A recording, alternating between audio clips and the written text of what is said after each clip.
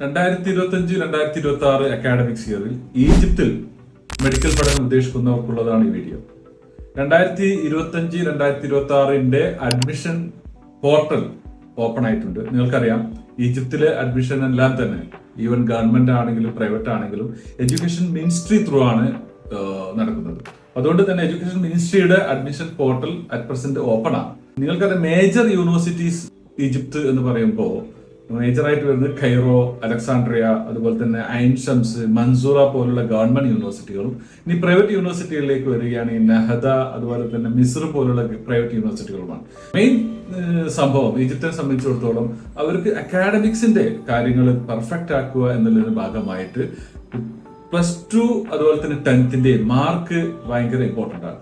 അതുകൊണ്ട് തന്നെ ഗവൺമെന്റ് യൂണിവേഴ്സിറ്റികളിൽ അഡ്മിഷൻ കിട്ടണമെങ്കിൽ അറ്റ്ലീസ്റ്റ് 75% മാർക്ക് വേണം. പ്രൈവറ്റിലാണെങ്കിൽ പോലും 58% മാർക്ക് വേണം. ഇതാണ് ഈജിപ്തിന്റെ മെയിൻ അഡ്മിഷൻ ക്രൈറ്റീരിയ എന്ന് പറയുന്നത്. അപ്പോൾ ഈജിപ്തിലെ ഗവൺമെന്റ് യൂണിവേഴ്സിറ്റികളും അതുപോലെ പ്രൈവറ്റ് യൂണിവേഴ്സിറ്റികളിലും എല്ലാം അഡ്മിഷൻ നോക്കുന്നവർക്ക് ഈ എജുസോണുമായി കോൺടാക്ട് ചെയ്യാം. കാരണം ഈജിപ്തിലേക്ക് ആദ്യമായിട്ട് സ്റ്റുഡൻസിനെ അയച്ചത് എജുസോണാണ്.